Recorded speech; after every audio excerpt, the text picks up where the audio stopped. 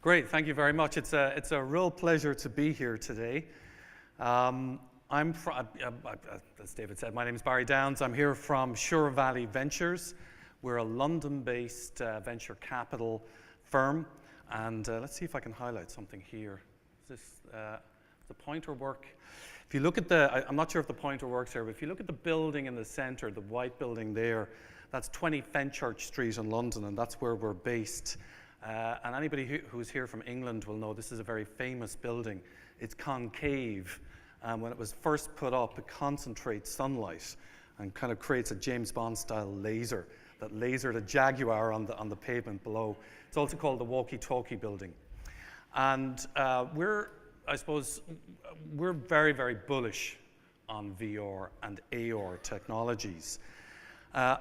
And we take a long-term view on it. In terms of our portfolio, we're allocating about 50% of our portfolio, our investment capital, into the AR and VR space. And we're investing in, software startups and software startups in a variety of sectors in the AR and VR space. So while I know there's been quite a bit of talk over the last day or so about that we're in the hype cycle and we've gone over the top of the hype cycle and we're kind of in this valley of despair before we go up and have further success.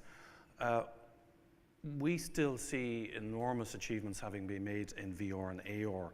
And when we look across our portfolio, taking a 10-year view, we see enormous opportunity in this space. And we also see enormous opportunity in learning and development. Oops, if I just go back. And part of the reason for that is there's already substantial investment in this space by major providers. The Facebooks, the Googles, HTC, Samsung, tens, if not hundreds of billions of dollars have gone in here already in the AR and the VR space.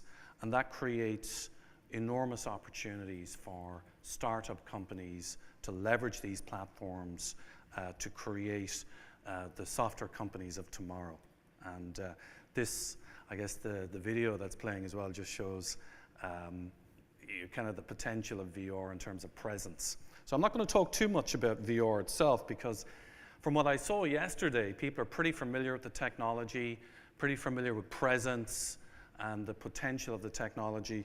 I'm going to talk a little bit more about the market opportunity, where we see it going, and I'm also going to talk about immersive VR education and the Apollo 11 experience because immersive has pulled off a very, very neat trick in an early market, which is to start a small software company with very little funding initially and produce one of the products that's been one of the biggest commercial successes since the launch of VR in particular. So I'll talk through that a little bit and some of the lessons that we've learned.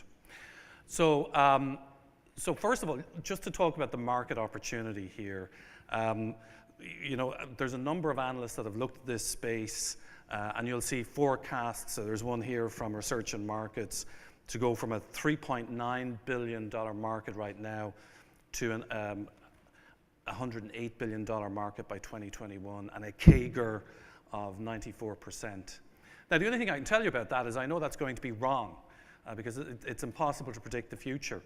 But what I would say is if you look at the bottom left-hand side, that's probably the thing that I look at most closely, which is that this is a model of diffusion of innovation over time, starting with the PC. And you're looking at classical S-curves here of new platforms that emerge. And what that picture shows is that every time we have a new platform emerge, we have big billion-dollar winners in the space.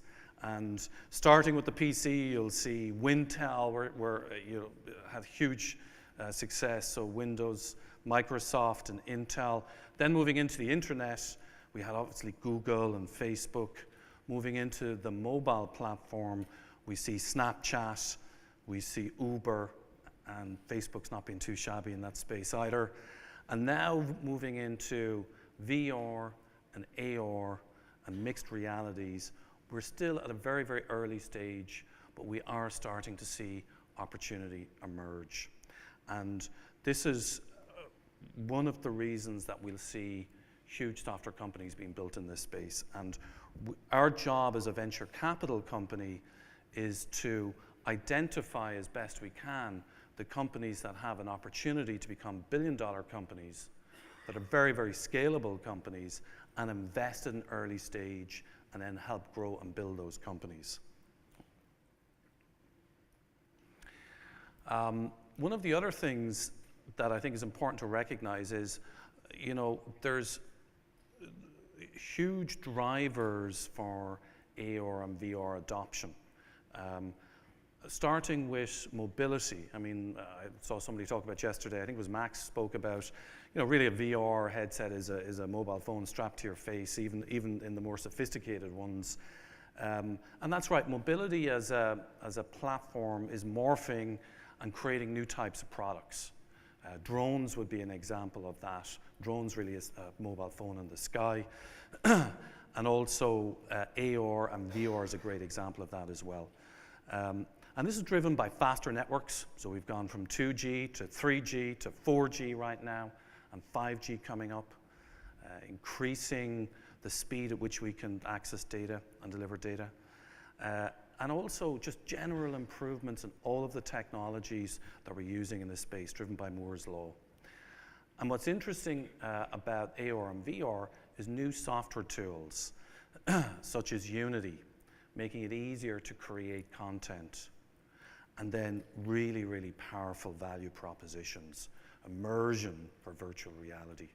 And anybody who's experienced some of the demos here will just understand the power of that. And augmentation then of the real world with digital information in the AR space. So these are very, very powerful value props.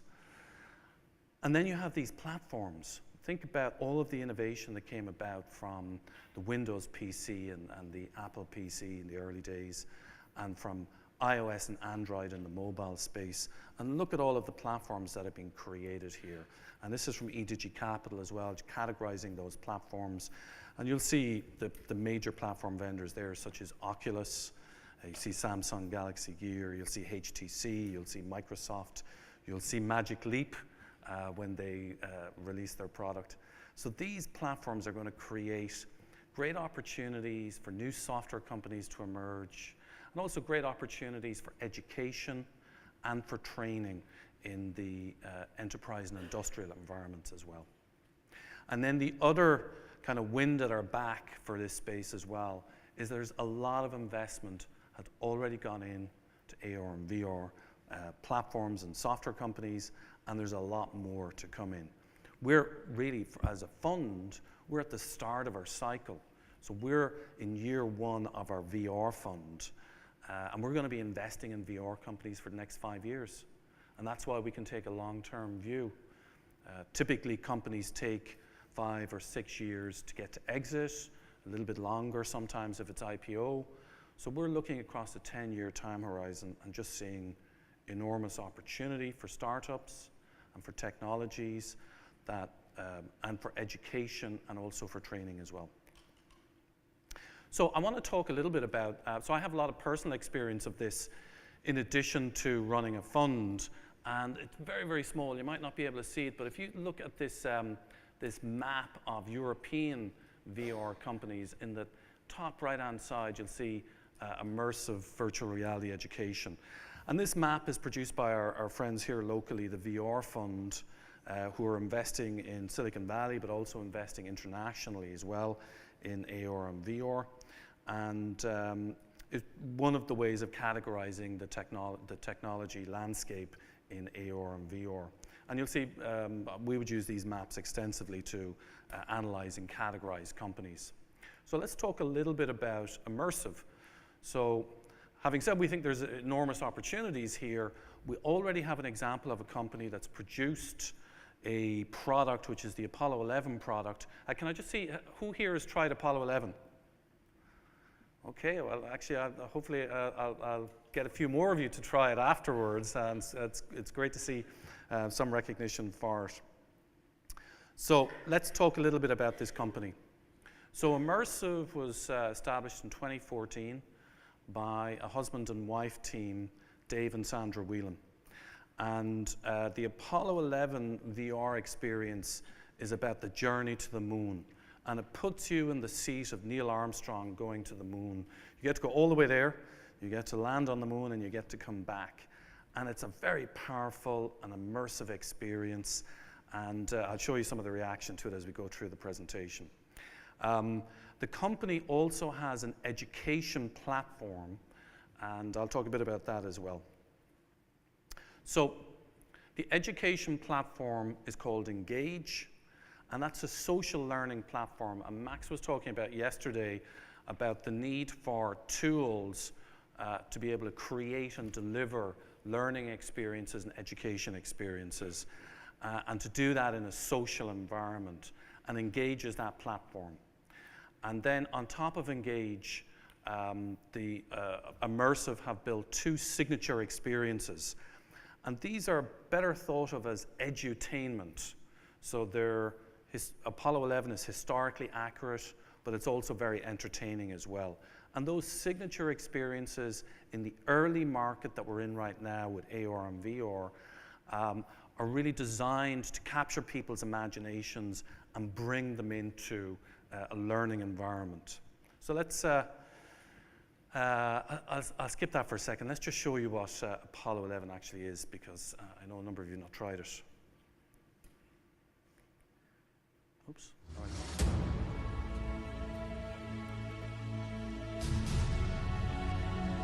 I believe that this nation should commit itself to achieving the goal before this decade is out of landing a man on the moon and returning him safely to the Earth. No single space project in this period will be more impressive to mankind or more important for the long-range exploration of space, and none will be so difficult or expensive to accomplish.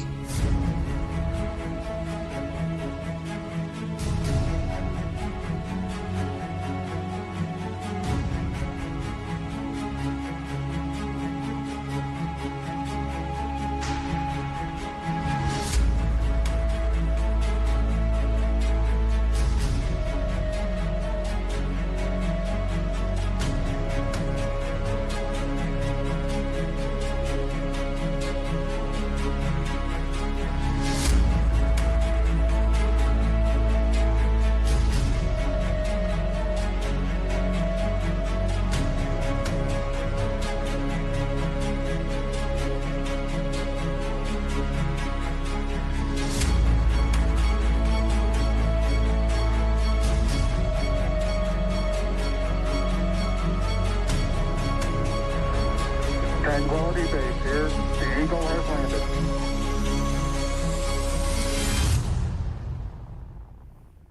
So, as you can see from the video, Apollo 11 is this very emotional experience.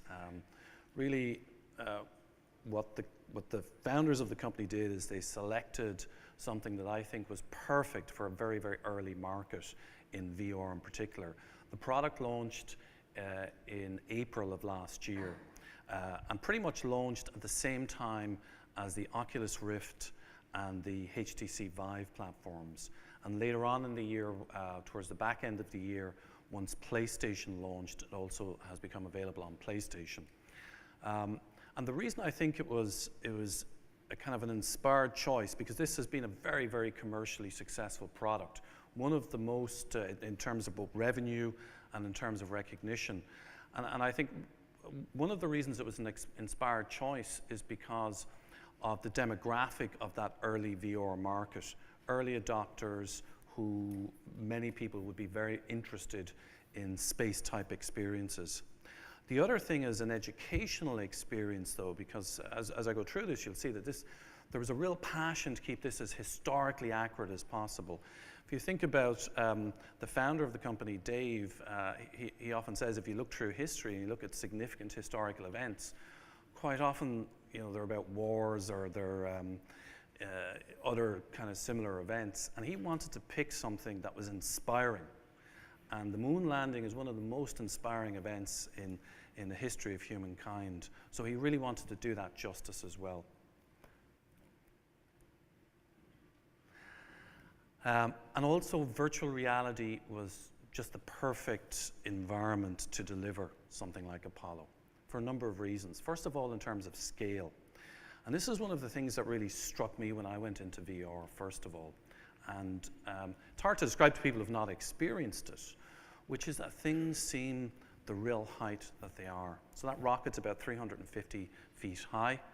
And when you come into Apollo in scene 2, you start at the top of the rocket, you get a panoramic view of Cape Canaveral, and then you kind of pan down the rocket, and you come to the base of it, and you look up, and you get that sense of height, and you really feel like you're standing right next to it. So it's very, very powerful. You get the sense of scale. You also get a sense of movement as well. So the video on the left-hand side is Rift Coaster. So if you watch that closely, you might feel a little motion sickness over the next couple of minutes. Now, we weren't trying, in this product, we weren't trying to induce motion sickness, but we were able to use motion to create this impression of blast off, and also, and really the power of the blast off of the rocket. And then also at another part in Apollo, we can use a certain panning technique to induce a feeling of weightlessness. Now, it's only a sense of it, you're actually not weightless, of course.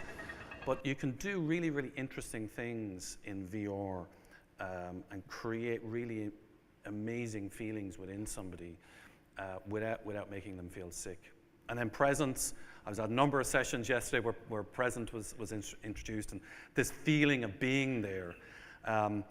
The other thing about this is it's a seated experience, which is perfect for the Oculus Rift launch, because that really is a seated experience as well. And that seated experience really helps with the presence. And the design philosophy of Apollo 11 was that it should be accessible to everyone, old and young, and that it was historically accurate. So the cockpits, you sit in the rocket and you blast off, and then you land on the moon. The cockpits are historically accurate, down to very, very fine detail. Some of the Apollo astronauts, Charlie Duke, for example, have been through Apollo 11, and they highlighted where some of the instruments needed to be tweaked, and that's been done. And then the live audio from the time is used as well. So when you're there, you hear the audio as it ran live at the time. But at the same time, it's edutainment, because the whole idea is to capture and lead the imagination of the person that's in there and create an emotional connection and an emotional experience. So cinematic techniques are used, documentary techniques are used, and also music is used extensively to heighten the experience. So just a bit of background on how it was developed.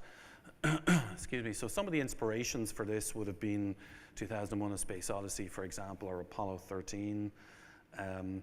And it was built in a series of scenes, starting with JFK's famous speech, "We choose to go to the moon," and then going on to the launch pad, ultimately going from blast-off to the journey to the moon, to landing on the moon, and then exploring it, and then going back home. And it's in a series of scenes.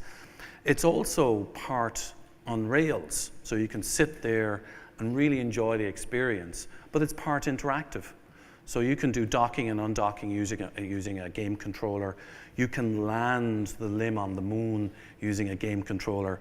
And you can actually, you can go around on the moon and do the experiments that the Apollo 11 astronauts did when they actually landed on the moon as well.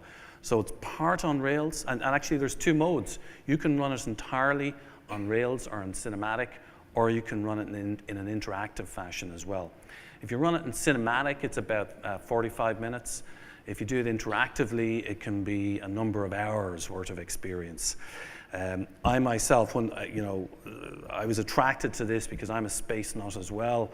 I believe this is, the Apollo 11 landing was one of the most inspirational things that we as a species have done, and I was just really, really into it. And I thought I knew everything about it. And one of the really interesting things about VR is Dave and the team to help you land the limb on the moon, they tried to be very historically accurate as to how you control that spacecraft. It's a one-engine spacecraft, and so you have to adjust the thrust and the angle of that spacecraft all the way down. And when you go into that section interactively, there's a visual as to how you should do it. But then when you actually try to do it, it's actually very, very difficult to do. And I crashed and burned on the moon I don't know how many times. And the interesting thing about it is I'd never really considered, even though I knew a lot about the moon landings, I'd never really considered what it was like to land the rocket, to pilot that rocket or the limb down. And I knew about it after. So I learned something new. In fact, I learned a number of new things from this as well. And I think as we go through, you'll see just the impact it's had on some other people as well. So how it was developed, it was broken into scenes, and then there were storyboards created for each scene, and there was interactive storyboards created for each scene. And then the team brought together the audio from the time and music to heighten the experience, and then they built prototypes. So I'm going to show you in the next video a very early prototype. Or actually, sorry, I think the next thing I'm going to do is going to show you audio. So, yeah, so this is the audio from the time being brought together with the music. And if you want to close your eyes, please do. It'll give you a sense of it. You should be able to picture what's about to happen here. 10, 9, ignition sequence start. 6, 5, 4, 3, 2, 1, 0. All engine running. Liftoff. We have a liftoff. 32 minutes past the hour. Liftoff on Apollo 11. Tower cleared. We got a roll program. Neil Armstrong reporting the roll and pitch program, which puts Apollo 11 on a proper heading.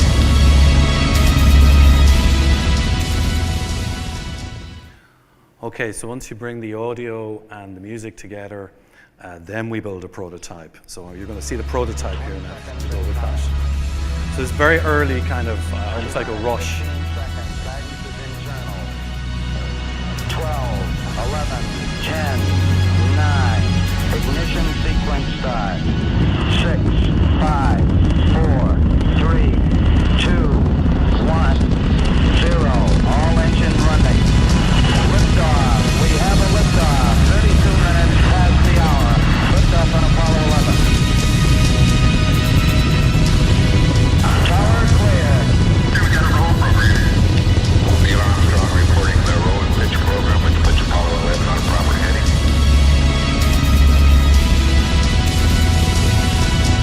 So you see a little bit of head tracking and Oculus there as well. This was recorded in an Oculus. And you can, the head is tracked, and you can move your head to the window. The other thing is this is quite a tight environment, and you really get a sense when you're sitting in the cockpit that it's a small environment. It's I won't say it's claustrophobic, but you do appreciate how tight it was and the conditions that the crew were in as they went to the moon. And you can see that's the person looking out, their head is tracked, you can see them looking out the window, and that helps create this very strong sense of presence. Range 1 mile, altitude 3, 4 miles now. Velocity. Mode 1, Charlie. And this is a pretty, the first time somebody experiences this, and they experience blast off and looking out the window and seeing the Earth, it creates very, very powerful emotions. And I'm going to show you that in a second. Just before I do that, there's some other things. We had some triggered events. So this is Charlie Duke from Apollo 16. And you can see he looks right and he gets his thumbs up. So that's a little bit of AI, kind of very basic AI, which says that if somebody looks across at a certain point in time in the blast off, certain things will occur to increase the sense that they're actually there, and presence and interactivity. We also have timed events in there as well, where you're trying to heighten the motion by bringing together. This is a moon arrival, and you see at a particular point in time, at a really emotional moment, and with the music to go with it and the audio to go with it, you see the Earth rise from the moon as well, and that creates a very powerful experience. So let's see the impact that has on somebody on the next slide.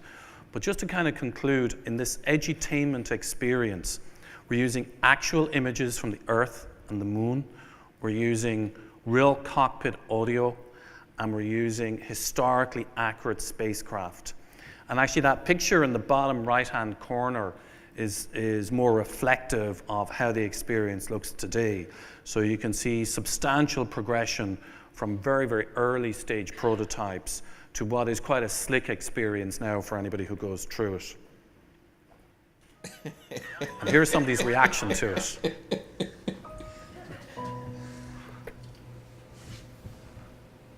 It's the coolest thing ever, dude.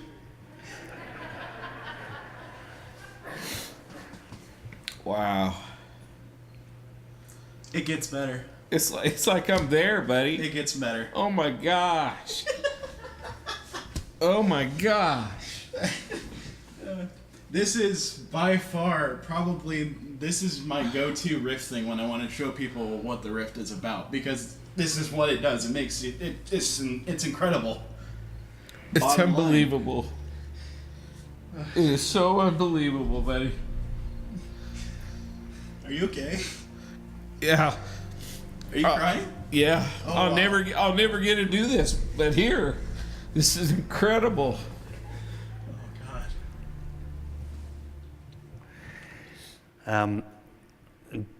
I think that's it. During the early days of this, I've been involved in the company since its inception because I love the material so much, and I would go out and I'd do demos. And I remember being in a very, very swanky hotel in Mayfair and starting to do a couple of demos of this, and suddenly crowds coming around to try it, and I would normally do like no more than about 3 to 4 minutes of the experience.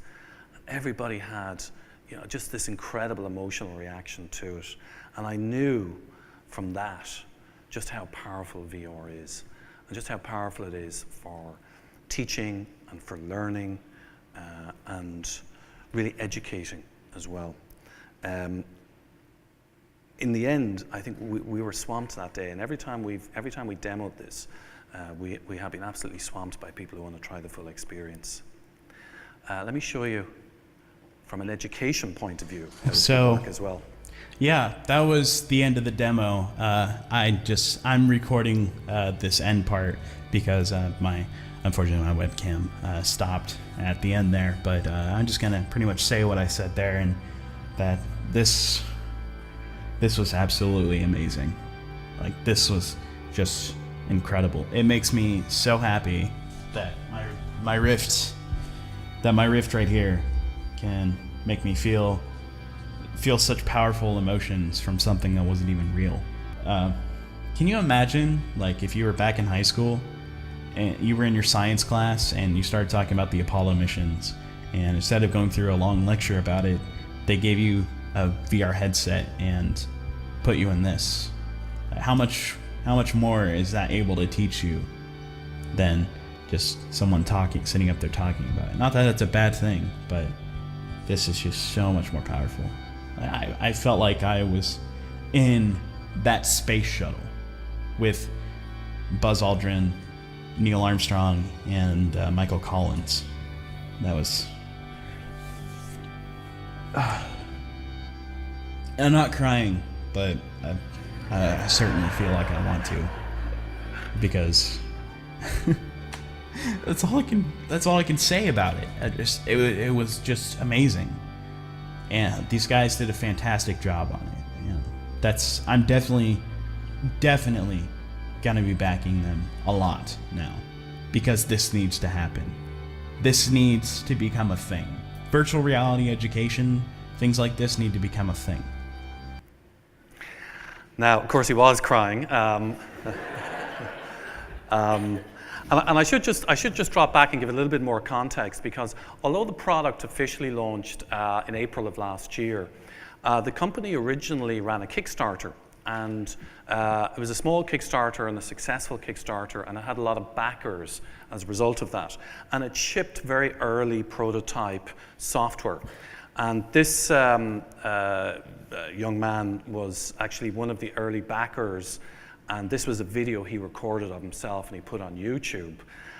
And this is very common. If you Google Apollo 11 VR on YouTube, you'll find a whole series of, thousands of people who've recorded themselves in it and put it up online and said very similar things. And it's quite universal as well, because you'll find them in all different types of countries, all different types of languages, and it's, all kind of coming back saying the same thing. Wouldn't it be amazing if all of our education was like this? And I certainly would have seen yesterday in the learning and training field as well. You can see many use cases where this would create kind of muscle memory and be a very powerful thing.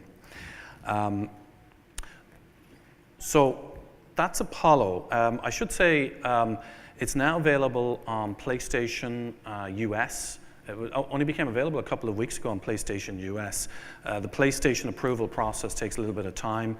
So we did Europe first, US is now live, and now we're moving on to Asia. And the other interesting thing about this from an early market perspective, the company kind of iteratively built the product and improved the product over time. So the product that's launched on PlayStation US now is a substantially more polished product than the first version that was launched on Apollo or on Oculus in April of last year. So that iterative development in the market is I think, an important feature of early markets as well for software companies. So they didn't expend a huge amount of cost in terms of developing the product to get it to launch. And as it made money, as it drove revenue in, then they put additional resources in there to really polish it up. And it's got to quite a high level now. So what's next for the company? The company, in addition to the education platform, which I'll talk about in a minute, is launching Titanic VR, which is a very similar type of experience. And it has cost a lot more to make because it's a lot more interactive as well. And the first part of that is launching in September. So hopefully I've got a trailer here for this.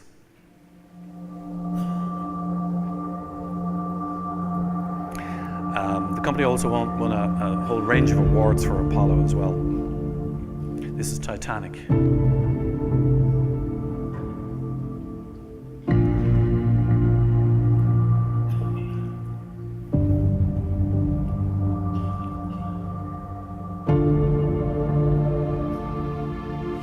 See this huge thing with 4 funnels.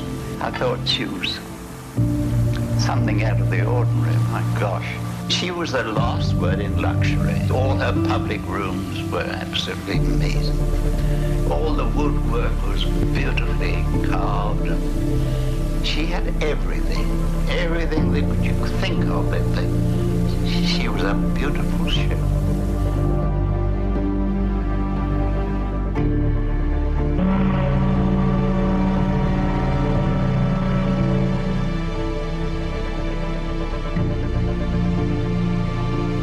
We had no lifeboat drills, and the list of lifeboats, I believe, was put up in the galley about the day that we struck an iceberg.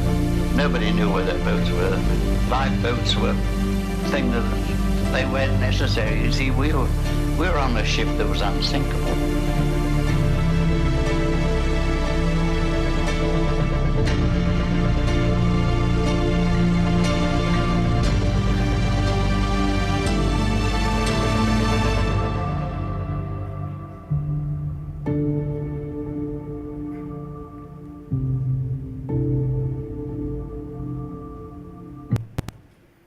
Oh, sorry about the judder on that video there. Oh, hang on, let me move that forward.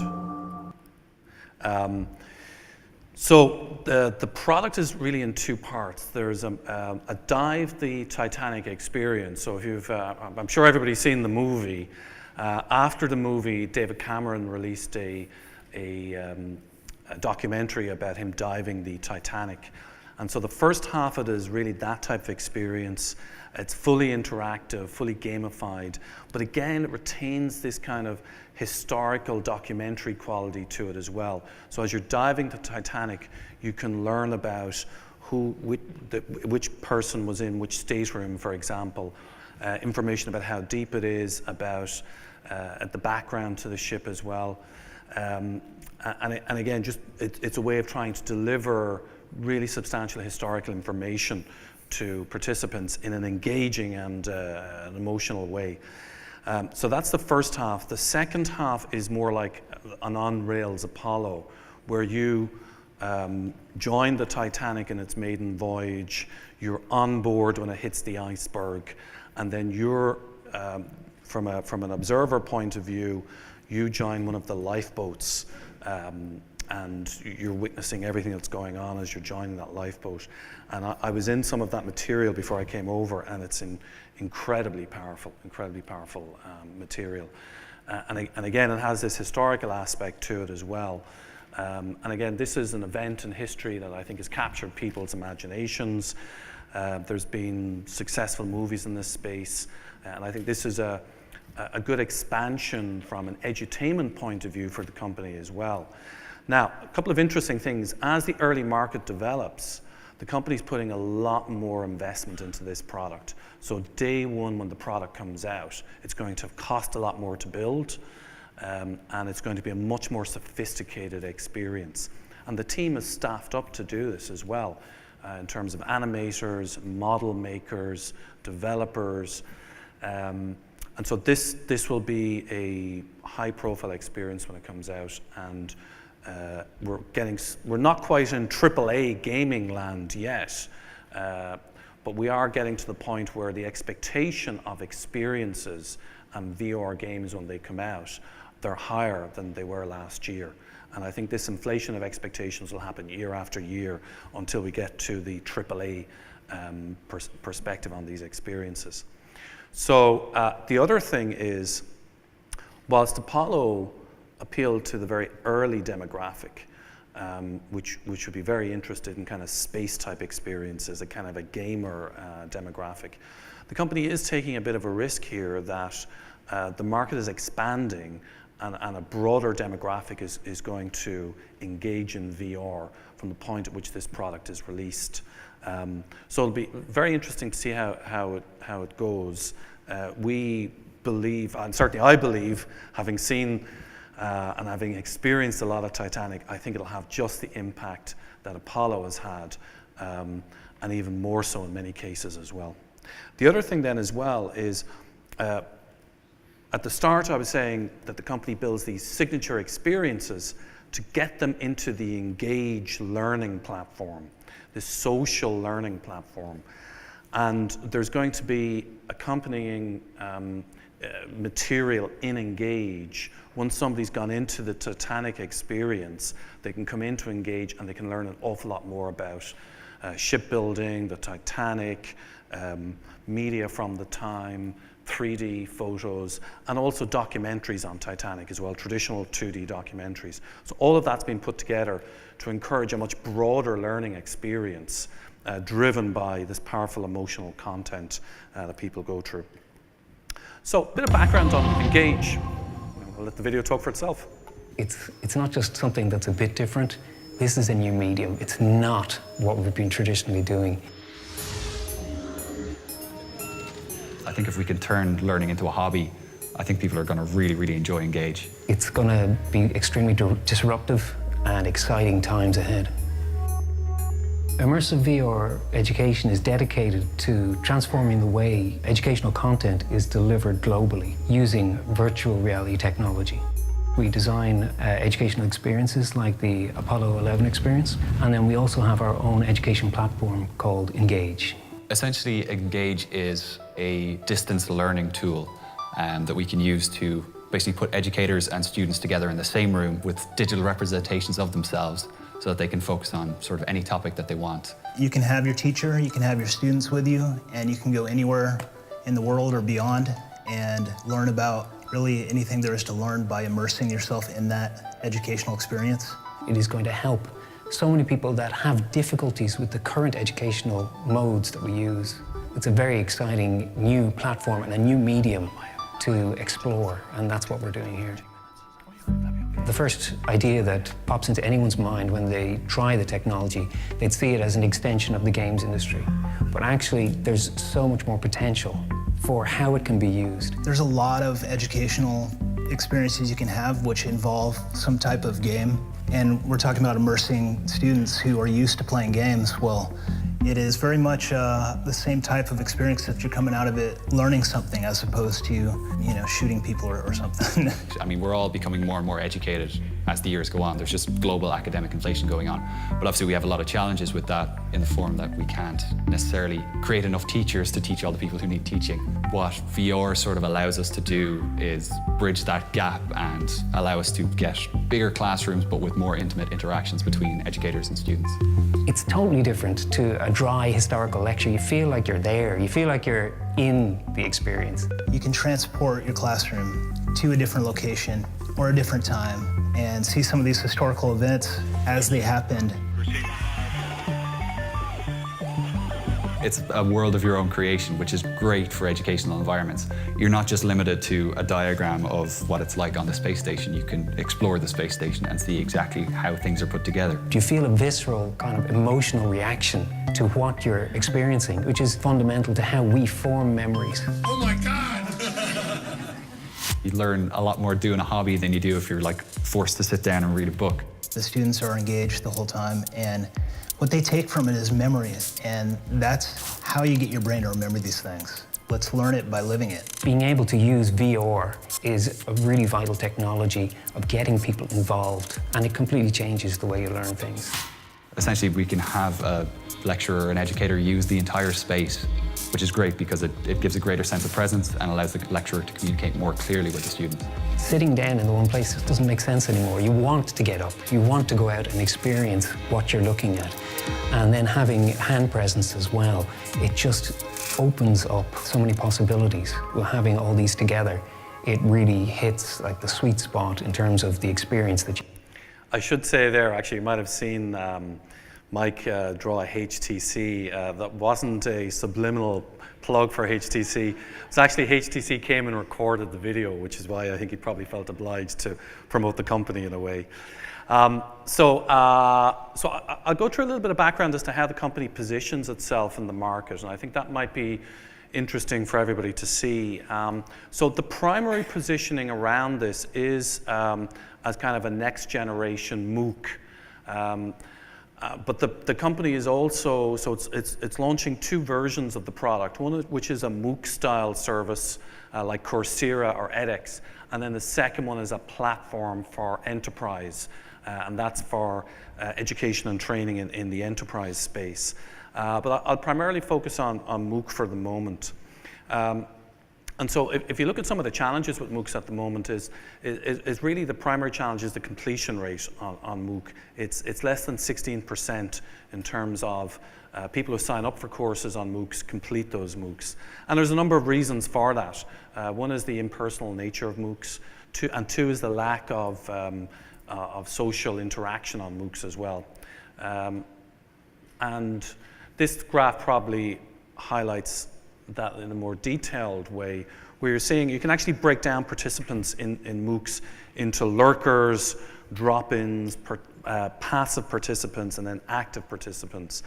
And I have to admit, I'm a big fan of MOOCs, and I've definitely been a lurker, which means that I've signed up and then not done anything, and just had a look at it. I've definitely been a drop-in where I just picked up some particular videos that were interesting. I've been a passive participant in some MOOCs. I've never really been an active participant in a MOOC though. So I fit into the top three, and I think a lot of people are like that as well.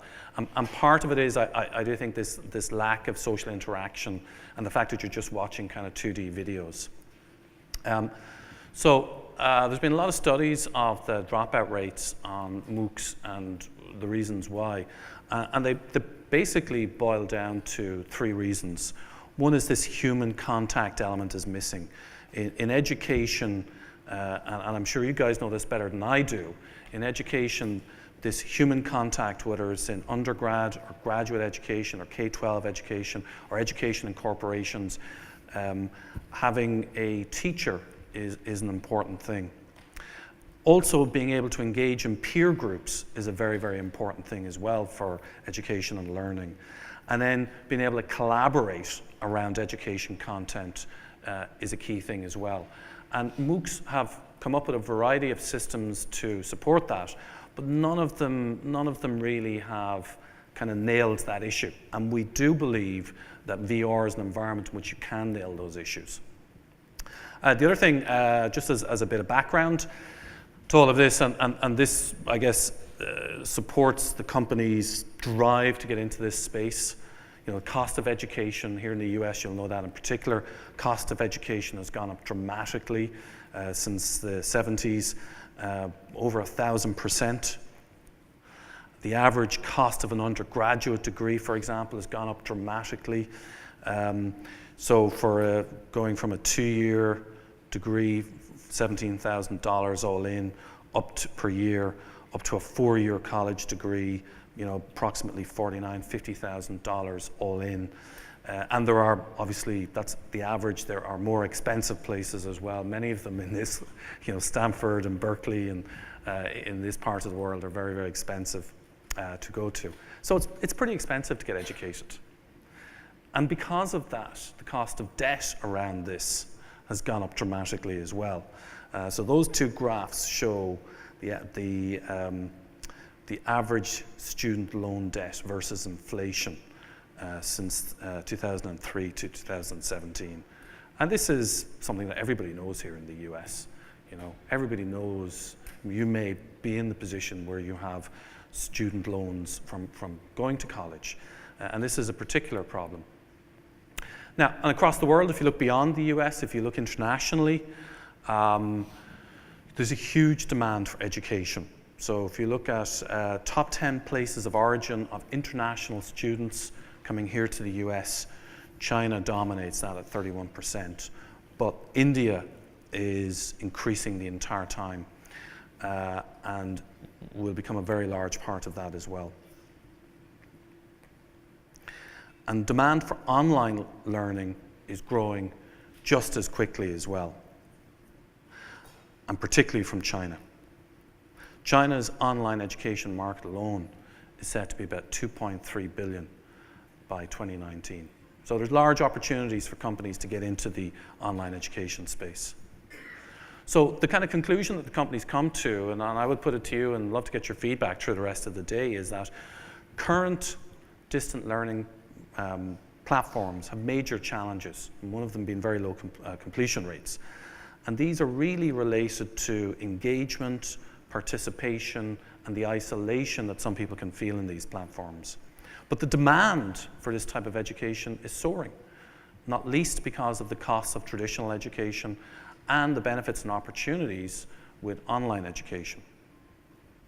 And also there's going to be insufficient supply of places going forward as well. So this is where Engage comes from.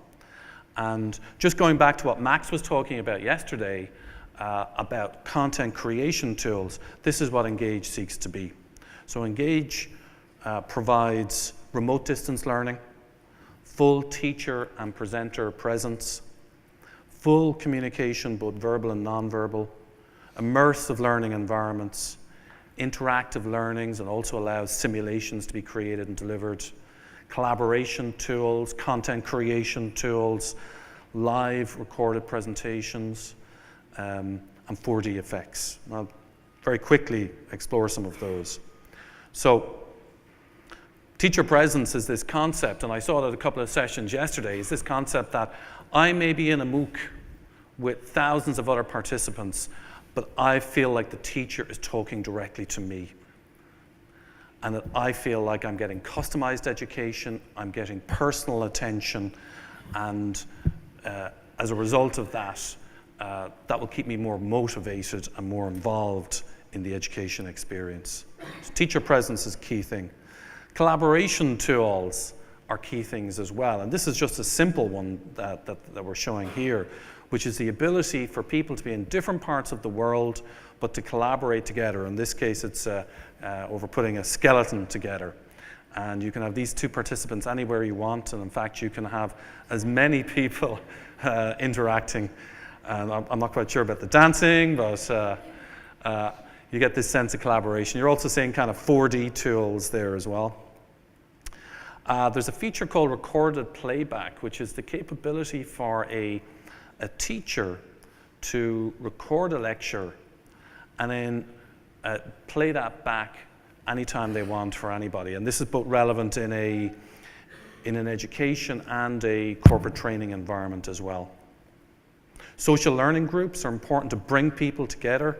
And you see in this particular model, they're coming together as avatars, they're looking at a historical object, and they're engaged and they've got live voice and they're talking to each other about that as well. And much more powerful in kind of message board type situations or kind of Facebook interaction. And the company is currently working, so it's early days for this platform. So there's a big, strong technical platform built. And the company's now at the point where it's bringing that to market. It's engaging with universities in terms of additional tools that need to be built for content creation or for learners, and also the best way to structure learning experiences and content through the platform as well. And it's working with a number of very large universities. I'm sure everybody's familiar with Oxford University in the UK. It was recently ranked the #1 university in the world. Even though you probably tell from my accent I'm Irish, I would like to highlight that the UK has in the top 10 of universities in the world, it's got Oxford, it's got Cambridge, it's got UCL, and it's got Imperial. So the UK is a great place to create these types of platform, engage with the universities. So I'm just going to show you a quick video of some of the work the company's done with Oxford. Doctors at the University of Oxford are using virtual reality to train doctors in Africa. The technology is a low-cost way of providing training overseas that should lead to more lives being saved. David Lum reports. The virtual world this headset transports you to is a reality for doctors and nurses across Africa. In this scenario, a baby's unconscious. Okay, select the best course of action to take to resuscitate the baby. Players need to make a choice. Will this breathing mask work? It's so difficult to give high-quality training across huge countries such as Kenya, where training centres are widely dispersed. With this type of approach, you can essentially put the expert in the room with people at huge distances and at relatively low cost. Children dying is a major problem in Africa. 1 in 10 dies before their 5th birthday. It's hoped the headset can drastically reduce this. If we can improve life-saving skills for people, particularly around the newborn period, but also for older children, there's huge potential still to save lives. That was a BBC news broadcast. I think that was from about 6 months ago. So the company's gone on to work with a number of other universities. One of the Royal College of Surgeons is the primary body for teaching surgeons surgical techniques in the UK and Ireland. And obviously healthcare is a major area for training. It's not listed here, but the company's also working with the University of Washington in Seattle as well on different ways of engaging and creating learning experiences. So it's also bringing out an enterprise platform, and this is a platform for kind of enterprise and industrial training. And let me just talk a bit about that.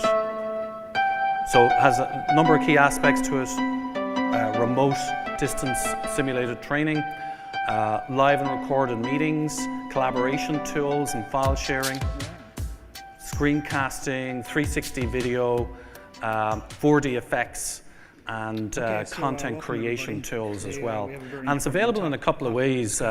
It's available both as a kind of an online platform that you'll be able to download from, for example, Viveport from HTC, but it's also, if anybody's interested in trialing the platform, it's available for free from the company. and you can get an SDK which will allow you to use it. And there's a whole range of things you can do out of the box in terms of creating courses, but also if you want to use Unity on top of that, you can build some simulations in Unity as well. So I suppose I want to come back. That's an example of a company that's in the market right now, that's doing education and learning. And I kind of touched on some of the learnings that we've had in terms of how you engage with an early market. You know, as these headsets have been released, the company's been focused on cutting its cloth to the number of users out there and growing the business over time. Let's move forward now to this market really expanding. And one of the things, and there was some discussion on this yesterday as well, so we look at this market as arriving much more quickly than we might appreciate right now. And every single day it seems there's new announcements in this space. And I think part of, I suppose one of the, and this was in David's introduction, one of the things that is very, very important to keep in mind is the huge investment that's going in. Investment from major software companies worldwide, investment from venture firms like ourselves. There's just so much investment going into this space, and the products are getting better and better the whole time, that this future will arrive. I have no doubt about that. The question is how quickly it will. And even though we've gone through that hype cycle, when you actually look at what's happening on the ground, there's a lot of things happening right now. So some of these we would have spoken about yesterday, the Google Glass 2.0, and I was at a couple of great industrial sessions yesterday, and they were highlighting experiments with Google Glass. One of the things that's really interesting is an announcement last week, I think, that Facebook plans to unveil a $200 wireless Oculus VR headset for 2018, and that's untethered and doesn't require a PC. And I think that's a really, really interesting development, and it shows that the competitive dynamic is really accelerating technology development here, where you've got Facebook competing with HTC, competing with Microsoft, competing with Samsung. This is really going to propel technology forward very, very quickly.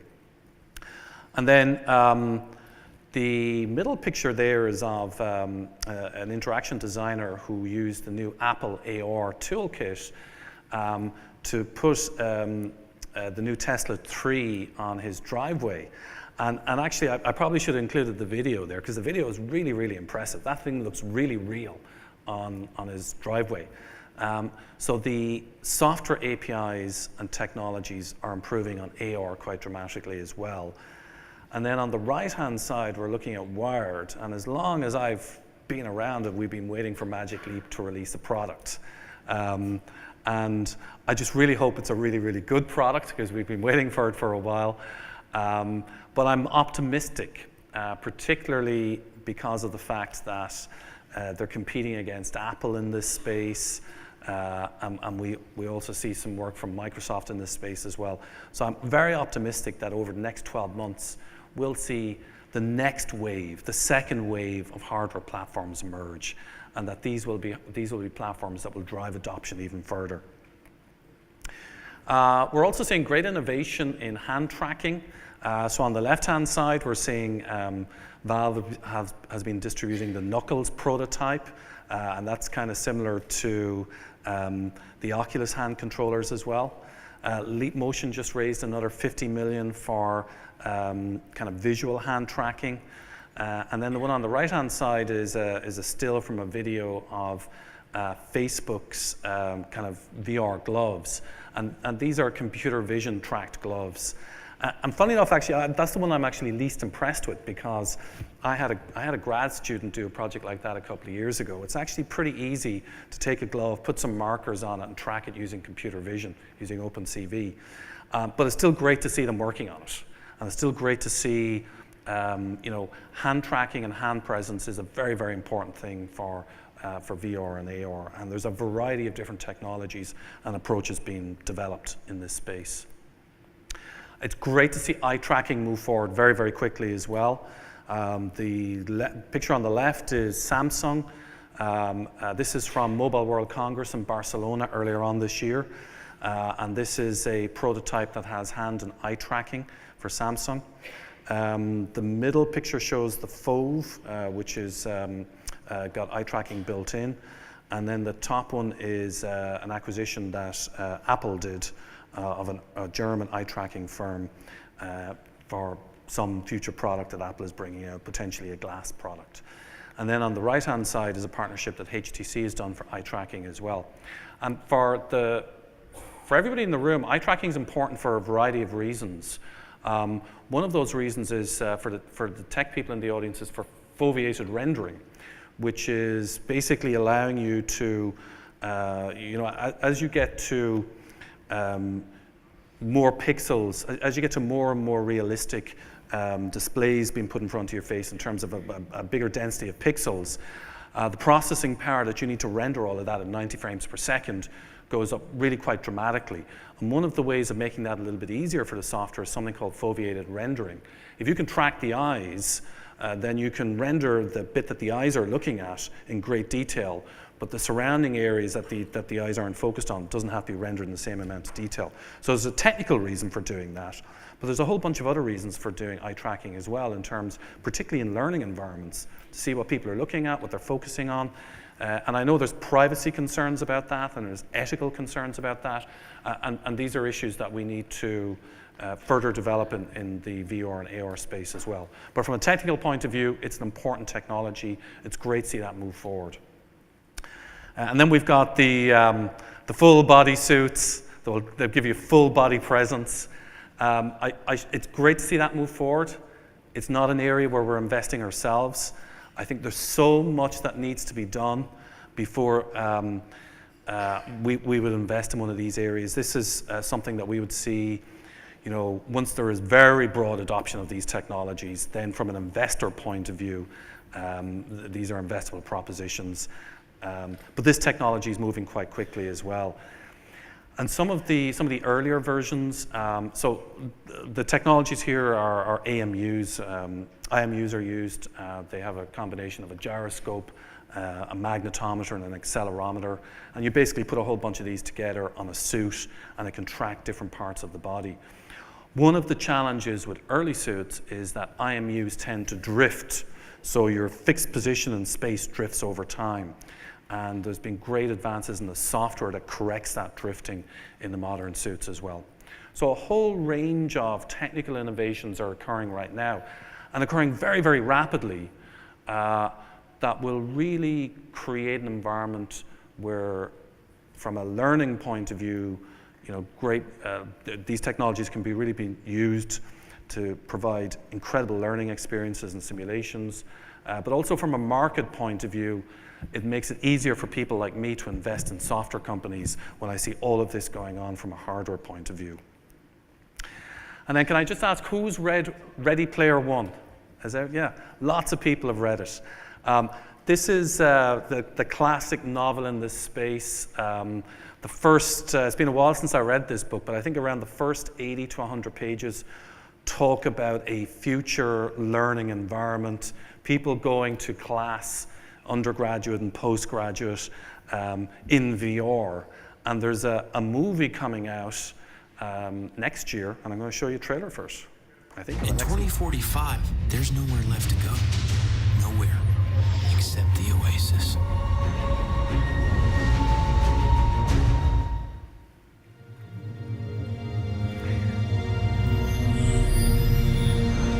So the question I have is, if this is 2045, how quickly are we going to get there? I was born in 2025. I'll let you watch this. But I wish I'd grown up in the 1980s. Like all my heroes. I live here in Columbus, Ohio. In 2045, it's still ranked the fastest growing city on Earth. But it sure doesn't seem like it when you live in the stacks. They called our generation the missing millions. Missing not because we went anywhere. There's nowhere left to go. Nowhere except the Oasis. It's the only place that feels like I mean anything. swear the limits of reality are your own imagination.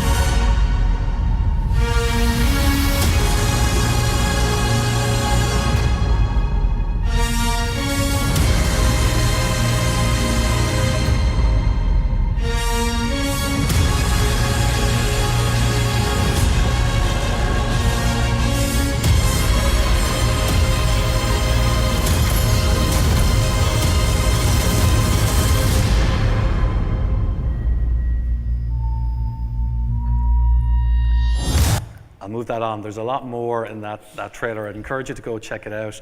I'd encourage you to read the book if you've not read it. It's a great read. For me, I love that book because it's got so many 1980s pop culture references and makes me feel young again. So it's a great book. And Spielberg is directing the movie. And Spielberg, of course, was created so many of the most famous movies back in the 1980s as well. But there's a serious reason for showing that, which is that science fiction often influences our view of the future.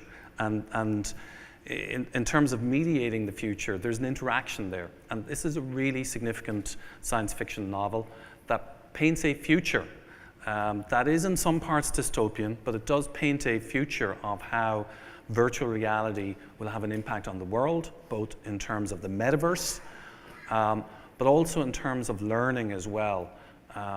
And how we go about our daily life. And the thing about this is, even looking at the trailer of the movie and the VR headset, it looks like a Gear VR. It actually doesn't look that impressive. So our expectations of the future are based upon what we know today.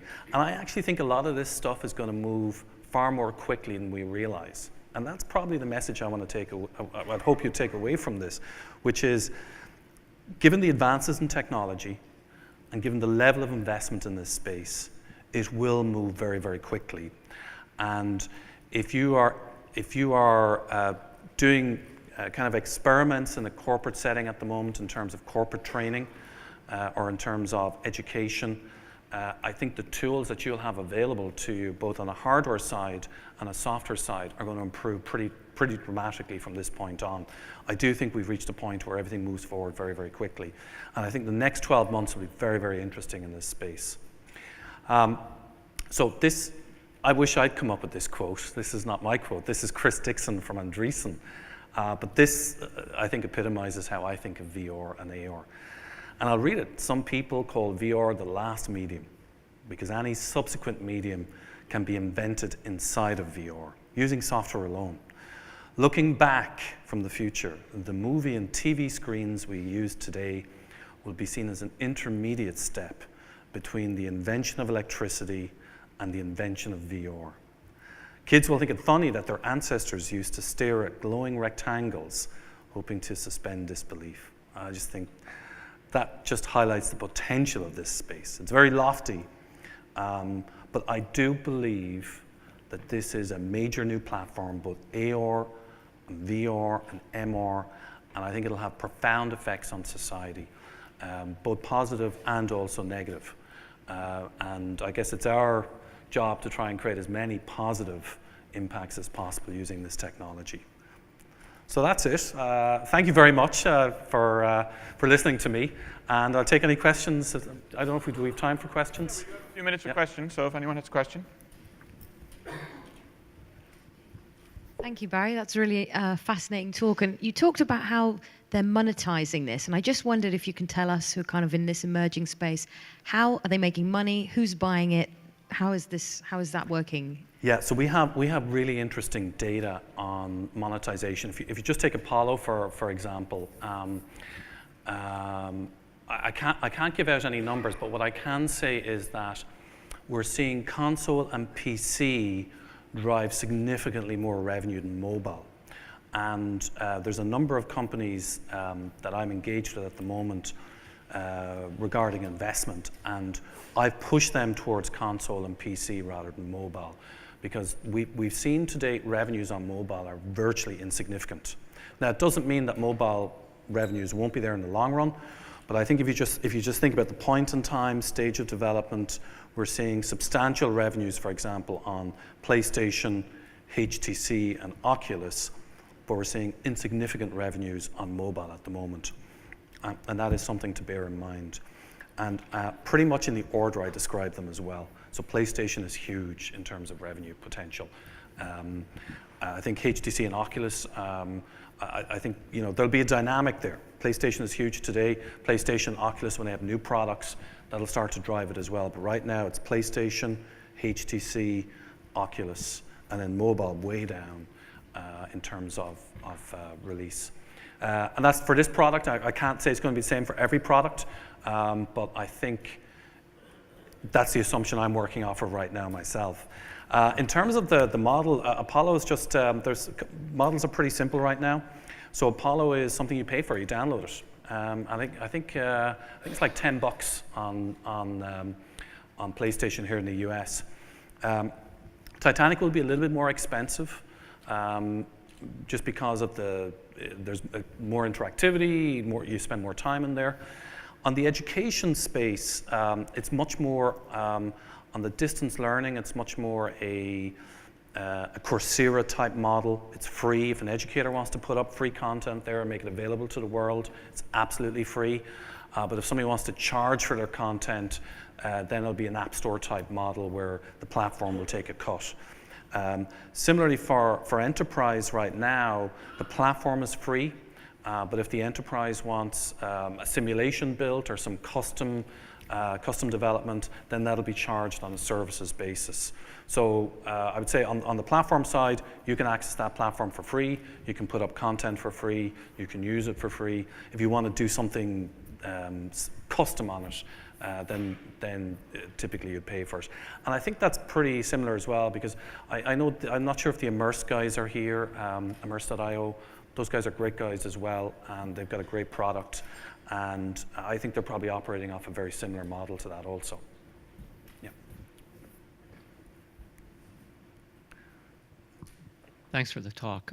I wonder if you can explore a little bit more the VR-enabled MOOC. Is it a synchronous experience? How does social interaction occur in that environment, peer-to-peer and peer-to-instructor? Do I encounter an avatar who is my instructor? Does that person have to be present in a synchronous fashion? Just Great question. Can you talk a little bit more about that? Yeah, and I don't think I adequately covered that in when I was going through it. So the concept behind this is that you are using avatars, and those avatars are becoming more and more sophisticated the whole time as well. And there's a concept that you'll have live lessons, and that people will come in together and they can, they're in the same environment and they can collaborate around those lessons. And then post those lessons, there's social spaces where they can interact and collaborate with it. The people attending those lessons can interact and collaborate. There's also the concept of, as an educator, I can upload content, I can record myself, and I can deliver that lecture online. And then you can either have it available at a certain time, or people can socialize together and rerun that lecture. So the teacher, if you like, or the instructor is not there physically present, but appears to be for the lecture, and then can maybe come in later afterwards and run some office hours or things like that around it as well. So there's kind of two dual modes, and the company's experimenting with both of those modes at the moment, both the pre-recorded and then also the live lectures as well. And they're getting different experiences with both. I mean, obviously the key thing I think it provides in the live experience is that you can have lots of people come in at the same time, but you can feel like, even though you can see that the teacher or the instructor is talking directly to you. And that's probably the most powerful thing I've seen. And then also the social interaction around it is important as well. But of course, one of the things we've seen as a result of that, because that social interaction is enabled, there needs to be some protections there and some filtering mechanisms around that also. So they're still experimenting with it, but both kind of modes are used at the moment.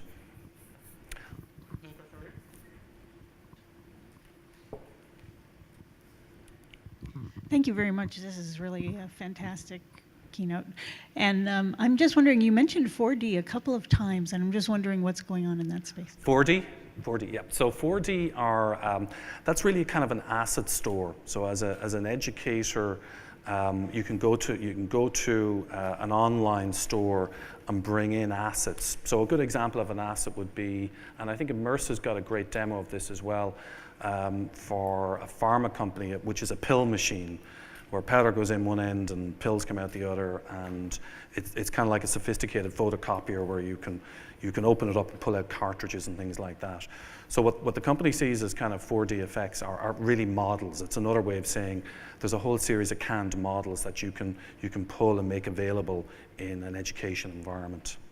So they probably should call them models rather than 4D effects, but they have some other kind of things related to that as well.